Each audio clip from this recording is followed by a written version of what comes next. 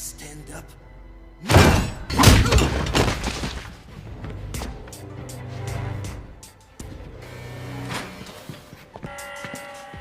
Boyka, huh?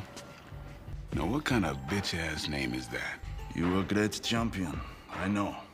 But in here, I am the champion. And you are just my bitch. Keep going!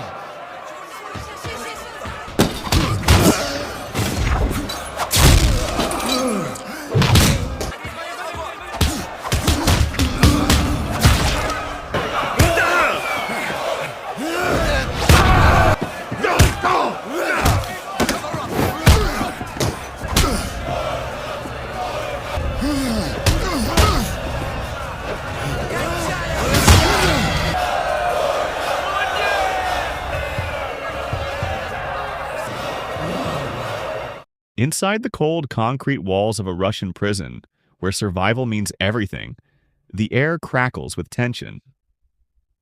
Deep in the underground arena, two men step into the ring. The undefeated legend Yuri Boyka and a bold newcomer known only as Arcade Davik.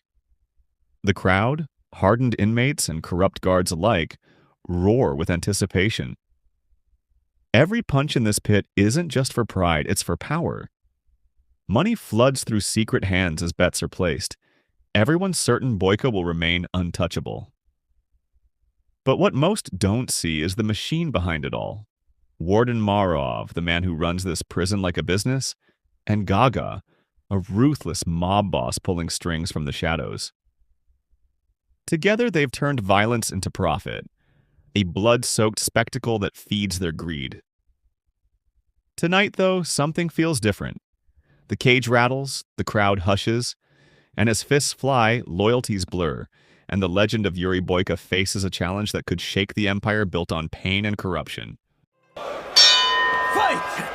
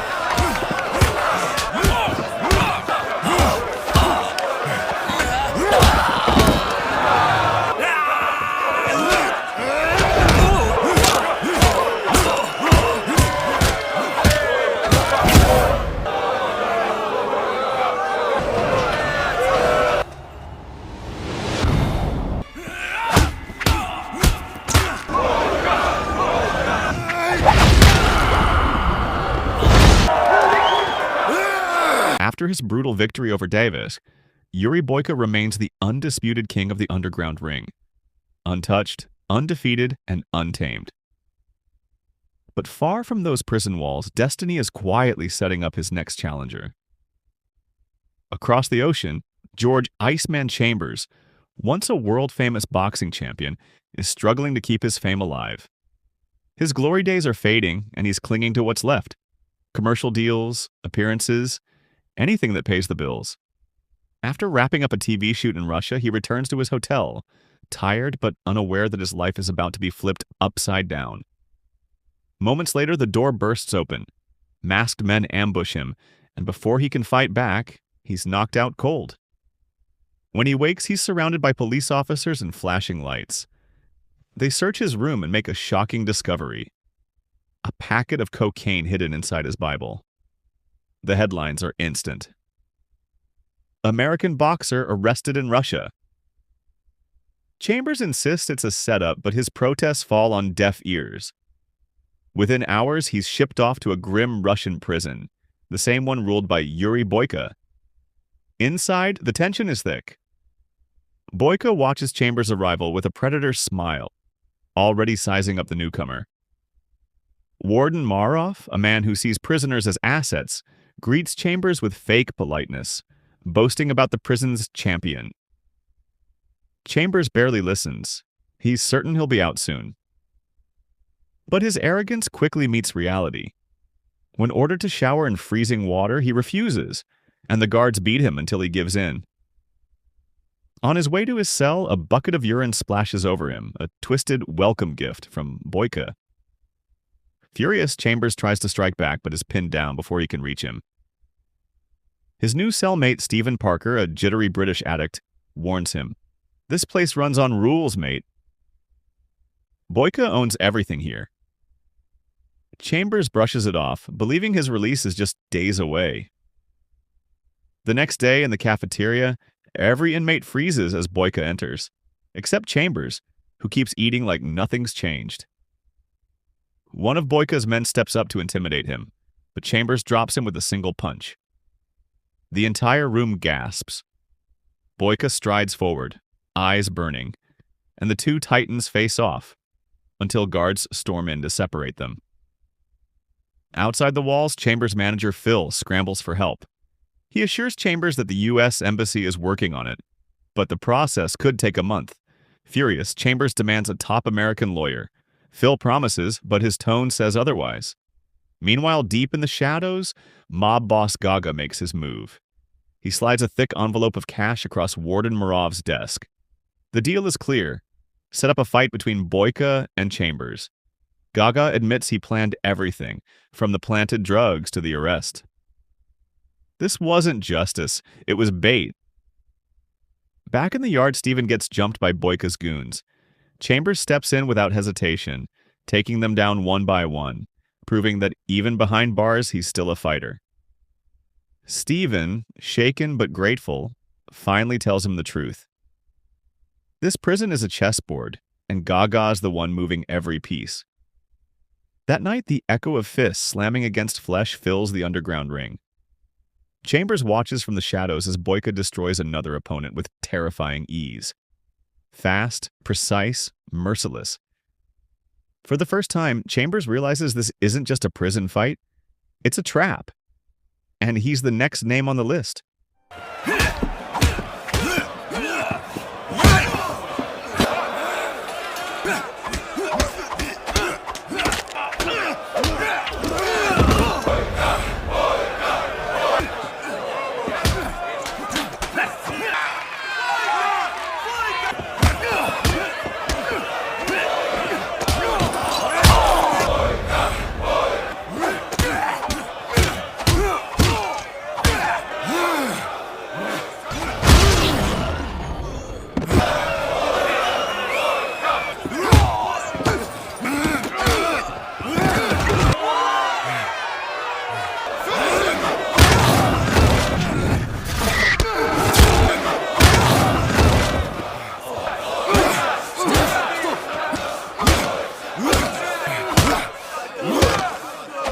After the brutal underground brawl, Yuri Boyka stands tall once again, his fists dripping with sweat and victory.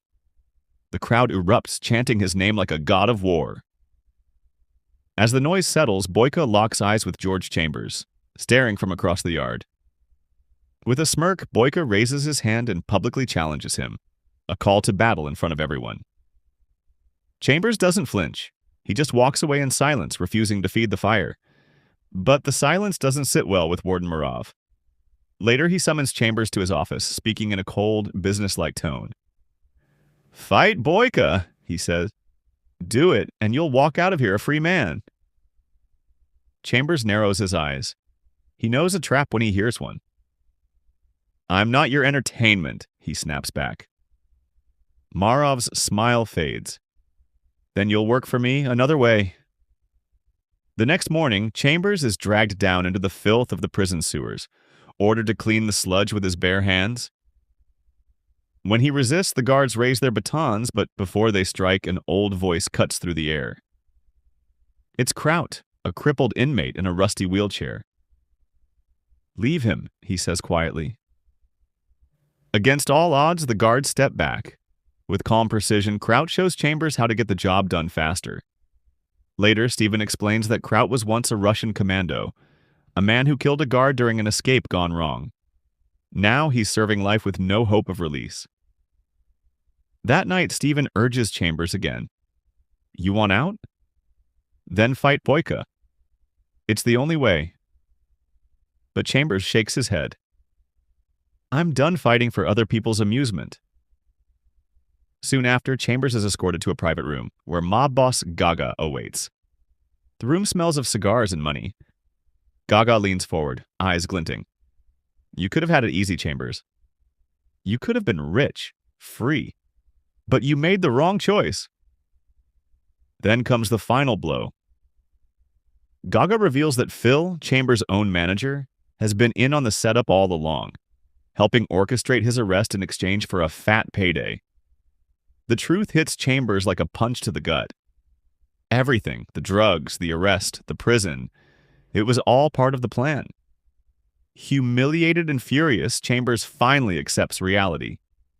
There's only one way out now: fight Boyka and win. From that moment, both warriors enter a brutal training phase. Chambers transforms his rage into focus, running laps, throwing punches into the cold night air, rebuilding his body for war. Boyka, meanwhile, sharpens his craft like a machine, kicks slicing through the air, muscles carved from iron and discipline.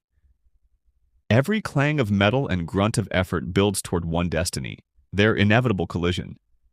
But as the fight draws near, Boyka's men tighten their grip on the prison.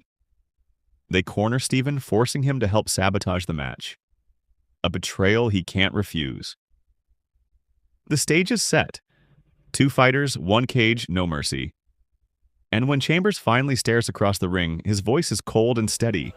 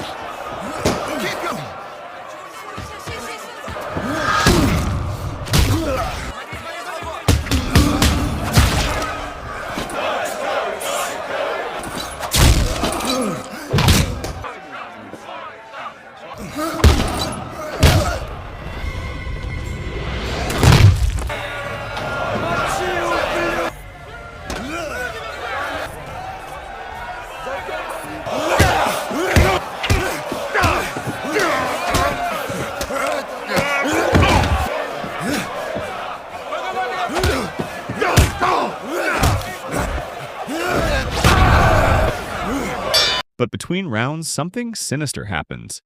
Steven, his cellmate and supposed friend, slips Chambers a bottle of water, unknowingly laced with drugs by Boyka's crew.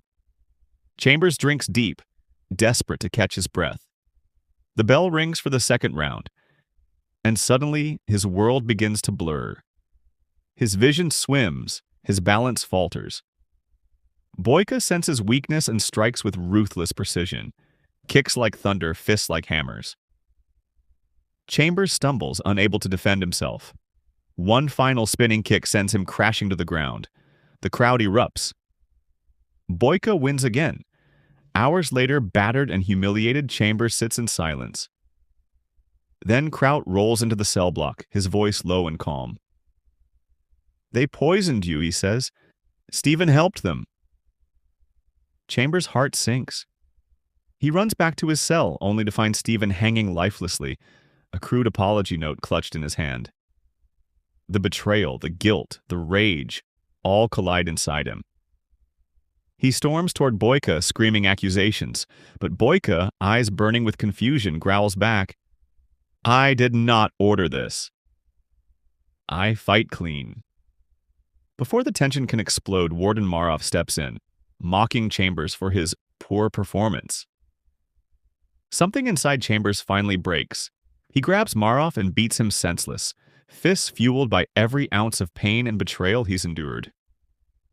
Guards swarm in, and as punishment, they tie him to a pole outside, shirtless in the freezing snow, left to suffer in silence. Inside, the truth surfaces. Boyka learns that his own men drugged Chambers behind his back to ensure the win. Enraged and disgusted, he executes 2 of them on the spot, declaring that honor means everything, even in hell. Meanwhile, on the outside, Phil meets with Gaga, demanding Chambers' release. Gaga slides a thick envelope of cash across the table. "Take this and disappear," he says coldly. "Forget Chambers ever existed." Phil hesitates, then turns to leave, but before he reaches the door, a gunshot rings out. One of Gaga's men puts him down without a word. Back in the prison, the buzz of a new announcement spreads like wildfire. A rematch Boyka versus Chambers, round 2.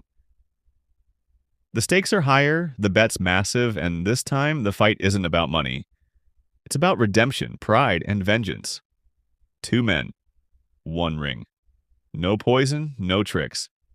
Just pure willpower and pain.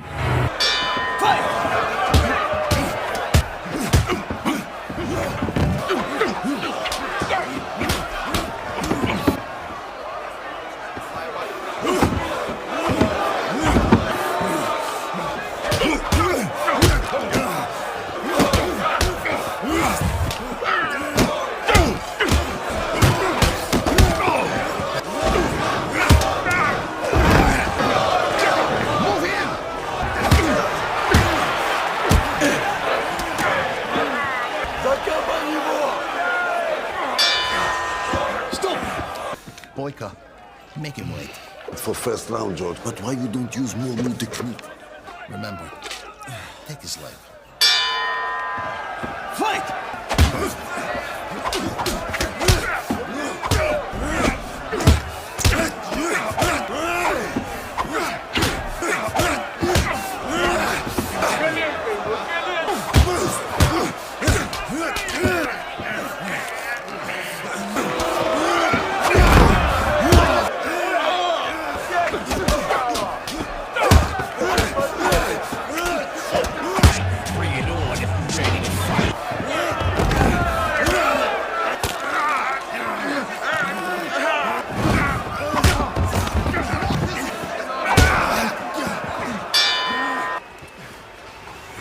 You must finish him or you will rot in this stinking hole for the rest of your life. I'm the champion.